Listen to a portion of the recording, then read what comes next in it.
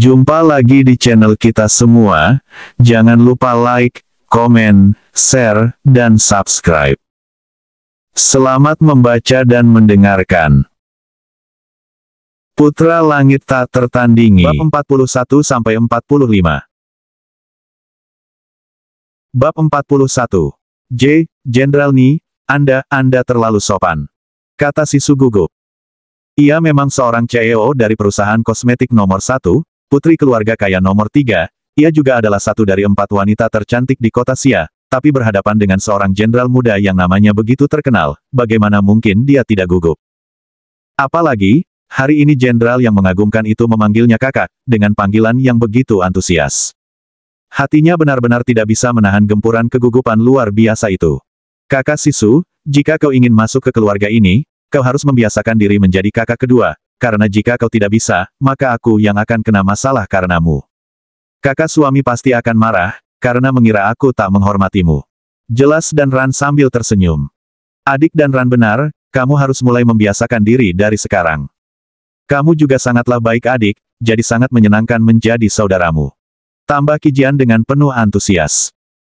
Kalian terlalu memujiku, aku ini adalah gadis yang sombong, sebelumnya bahkan aku mengatakan pada kakekku, jika aku tidak butuh seorang pria dalam hidupku, sekarang kakak Tian akan bertemu kakek, bagaimana jika kakek mengatakan semua ucapan kasarku pada kakak Tian, dan ia mulai membenciku lalu tidak akan menerimaku? Kata Sisu ragu. Wajahnya tampak penuh kekhawatiran. Dan Ran segera menggayat lengan Sisu, dengan tersenyum ia berkata, kakak Sisu, kau berpikir terlalu jauh, biarkan kami yang akan menghadapi kakak suami jika itu sampai terjadi, tidak peduli bagaimana kakak Tian, tapi aku dan kakak Kijian sangat menyukaimu, dan kami mau kamu jadi bagian dari kami. Sudahlah, sekarang ayo kita turun untuk makan malam, setelah itu ayo kita telepon kakak Tian agar dia segera kembali. Ajak Kijian sambil tersenyum. Sisu hanya memasang senyum pasrah, dalam hatinya ia merasa sangat takut dan malu. Di perjalanan ke barat kota. Di dalam mobil Audi. Mei Ling sedang berpikir keras, bagaimana memulai percakapan dengan pemuda tampan di sebelahnya. Ia terus-menerus teringat perkataan ayahnya, matamu begitu jeli, tidak mungkin pria muda sehebat itu, tidak menarik perhatianmu. Kalimat itu terus terngiang-ngiang di kepalanya. Matanya tak henti mencuri pandang ke arah Tian Fan. Tian Fan yang duduk di sampingnya, sama sekali tidak melirik ke arahnya, dia hanya bersandar dan menatap keluar jendela. Saat Tian Fan akan memperbaiki posisi duduknya, tiba-tiba pandangannya bertemu dengan tatapan Mei Ling. Mei Ling segera memalingkan wajah dengan gugup. Tian Fan yang melihat itu, tak kalah gugup. Nona Hua, apakah kau masih memikirkan kejadian di trotoar tadi? Aku benar-benar minta maaf, aku tidak melakukannya dengan sengaja. Kata Tian Fan canggung. Mei Ling menggeleng cepat, lalu menjawab, tidak Tuan Tian, aku tidak marah, aku justru menyukainya. Setelah mengucapkan itu Mei Ling menggigit bibirnya dan membatin, aduh, apa yang sudah kau katakan? Kenapa kau begitu memalukan? Tian Fan sama sekali tak menyadari perkataan Mei Ling, ia hanya fokus meminta maaf, karena dia sangat malu dengan kejadian itu. Dia berusaha mengalihkan pembicaraan dengan menanyakan keadaan Fan Yilin. Nona Hua, bagaimana keadaan wanita itu? Kenapa kau meninggalkannya? Tanya Tian Fan dengan menahan kegugupannya. Dia sudah baik-baik saja, semua berkat pertolongan pertama yang kau berikan. Kau sungguh hebat Tuan Tian, ayahku bahkan sangat kagum dan memuji kemampuanmu. Dia bahkan mengatakan, sangat ingin bertemu langsung denganmu. Jawab Mei Ling dengan sedikit rona merah masih menghias di wajah cantiknya. Kau terlalu berlebihan Nona, mungkin kapan-kapan aku akan meluangkan waktu untuk menemui Tuan Kepala Rumah Sakit Hua. Kata Tian Fan dengan sopan menanggapi. Tuan Tian, bolehkah aku menanyakan sesuatu? Tanya Mei Ling ragu. Bab 42. Silahkan Nona. Jawab Tian Fan cepat. Kenapa kau menuju ke barat kota? Kemana tujuanmu? Aku akan mengunjungi seorang teman nenekku.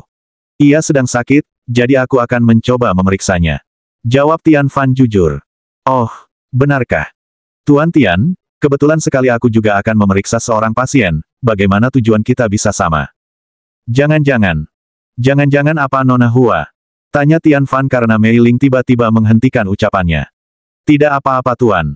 Jawab Mei Ling tersipu. Baiklah Nona Hua, setelah sampai di barat kota, aku akan mentraktirmu makan malam sebagai tanda terima kasih. Bagaimana menurutmu? Tanya Tian Fan. Ia merasa, ia harus menunjukkan sedikit ketulusan, karena Mei Ling juga sudah cukup baik meminta maaf. Ia bahkan berinisiatif menawarkan diri untuk memberinya tumpangan, dan yang paling penting ia harus secara serius meminta maaf pada Mei Ling, karena meskipun kejadian di trotoar itu bukan kesengajaan tapi dia sudah termasuk melecehkan seorang wanita, dia takut Mei Ling akan salah faham. Jadi dia juga harus berinisiatif menunjukkan niat baiknya. Mei Ling merasa jantungnya hampir melompat karena kegembiraan, namun ia tetap berusaha mempertahankan ketenangannya.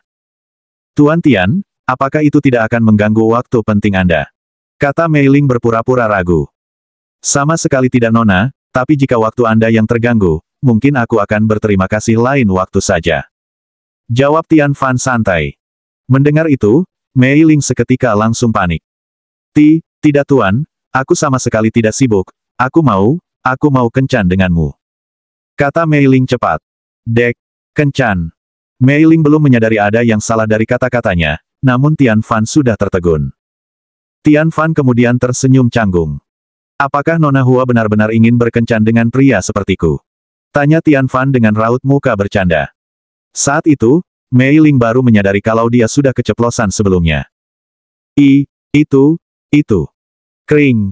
Sebuah panggilan telepon menyela obrolan mereka. Halo. Secara kebetulan kedua ponsel mereka berdering hampir bersamaan. Halo adik, ada apa? Kakak Tian, ayo cepat selesaikan urusanmu di sana dan segera pulang, kami punya kejutan untukmu. Kejutan apa?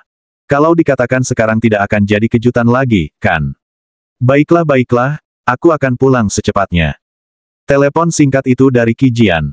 Sementara itu, di sisi lain. Halo, kau di mana? Apa kau sudah sampai? Kenapa aku tidak bisa menghubungi kakek? Terdengar suara cemas seorang gadis di seberang telepon, itu adalah Sisu.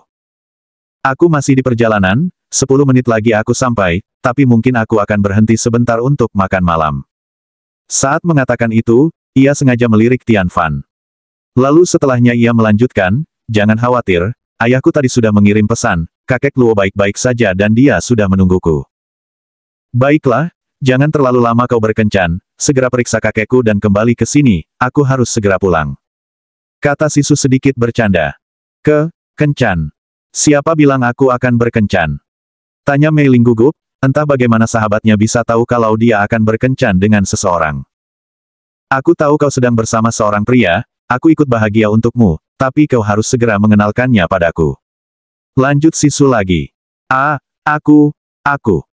Sudahlah, aku juga punya sesuatu yang harus kuberitahu padamu, aku punya kejutan, dan aku akan memberitahumu saat kau kembali. Kata Sisu lagi. Oh ya. Apa itu? Aku sudah bilang akan memberitahumu saat kau kembali ke sini, sekarang berkencanlah dengan baik, jangan lupa berfoto dengan pacarmu, aku ingin melihat rupa saudara iparku. Canda Sisu lagi. Baiklah, sudah ya, aku harus fokus menyetir jadi kau tutup saja. Oke, aku tidak akan mengganggumu lagi, selamat bersenang-senang. Jawab Sisu, sebelum ia segera menutup panggilan telepon itu. Siapa yang menelepon? Apakah ada hal penting? Tanya Tian Fan. Itu tadi temanku, dia menanyakan apakah aku sudah sampai di tujuan. Jawab Mei Ling seadanya.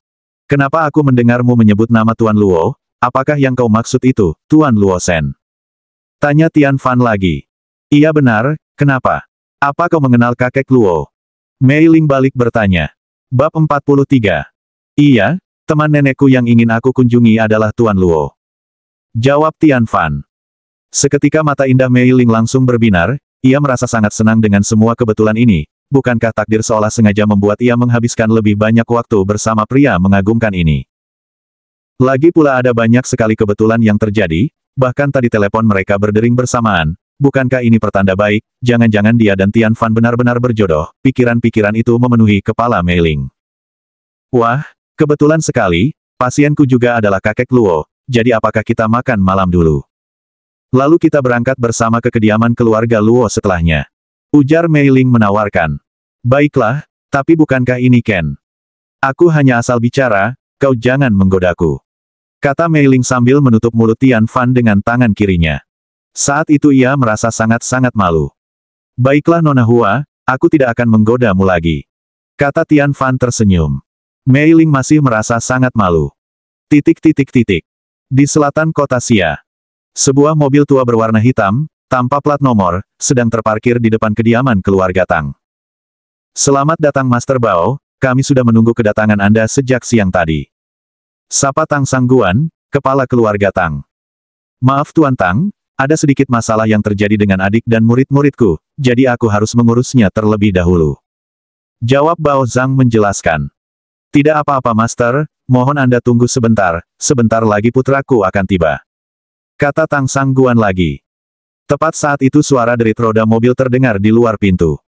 Beberapa saat kemudian sesosok pria tampan berwajah oriental dengan rambut pirang, segera masuk dan menyapa mereka. Ayah, Master Bao.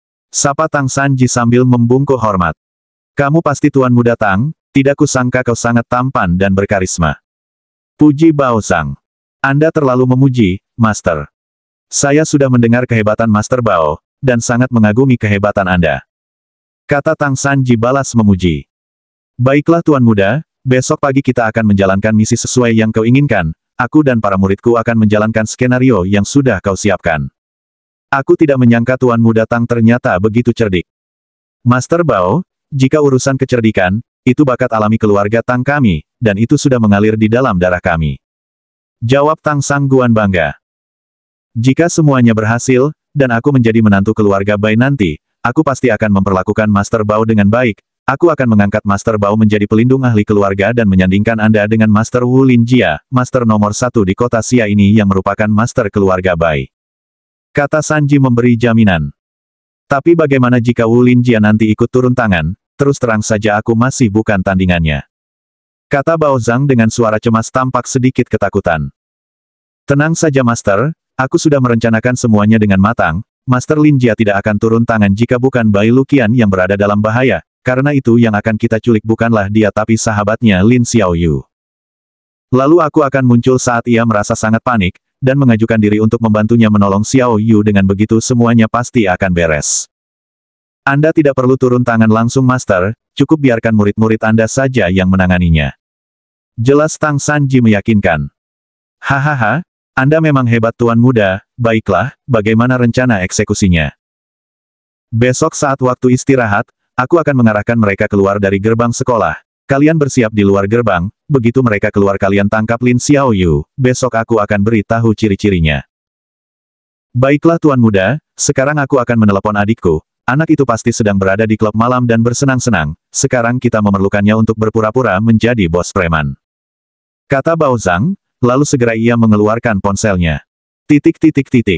Sementara itu, di villa nomor 1 Ganbu Mountain Villa. Bab 44. Qijian dan dua gadis cantik lainnya sudah selesai makan malam dan membereskan semuanya. Sisu lalu pamit ke kamarnya untuk berganti pakaian dan melepaskan penyamarannya. Sementara Qijian dan Ran menonton TV di ruang tamu, Sisu saat itu keluar dari kamarnya. Qijian sekarang bisa memastikan jika gadis di depannya itu benar-benar Luo Sisu temannya, sekaligus adik kelasnya waktu SMA. Ran sangat terkesima dengan kecantikan Sisu yang hampir tidak kalah dengan Qijian, hanya saja masing-masing dari mereka punya daya tarik yang berbeda. Qijian yang begitu lembut, dan Sisu yang tegas dan mendominasi memancarkan aura seorang wanita pekerja keras, makin memantapkan hati Ran, jika memang dua gadis itu sangat pantas menjadi kakaknya. Kakak Sisu, kau cantik sekali. Puji Ran tulus. Kau benar Dik, adik Sisu kau benar-benar terlihat menawan, jika kakak Tian melihatmu seperti ini, dia pasti akan jatuh cinta. Tambah Qijian. Wajah Sisu langsung tersipu, tapi saat itu ia kembali teringat pertemuannya dengan Tian Fan tadi pagi, di Grand Plaza Mall. Saat itu Tian Fan sama sekali tidak melirik ke arahnya. Dia memasang raut muka sedih dan menjawab, tidak kakak, adik, aku sudah bertemu kakak Tian di mall tadi pagi dengan penampilan ini, tapi kakak Tian sama sekali tidak menoleh ke arahku. Jadi tadi pagi kakak Sisu juga ada di mall, pada saat kejadian itu. Tanya Ran kaget. Iya, Dr. Hua Meiling itu sahabatku, kami sedang berbelanja di mall saat itu, dan aku sedang berada di toilet saat kejadian itu terjadi. Aku baru bisa menembus kerumunan orang, saat kakak Tian sudah selesai mengobati Nyonya Fan Yilin. Aku melihat kakak Tian saat itu tapi aku belum mengetahui kalau itu adalah dia, sementara kakak Tian hanya fokus pada kalian berdua, tanpa sedikitpun melirik ke arahku.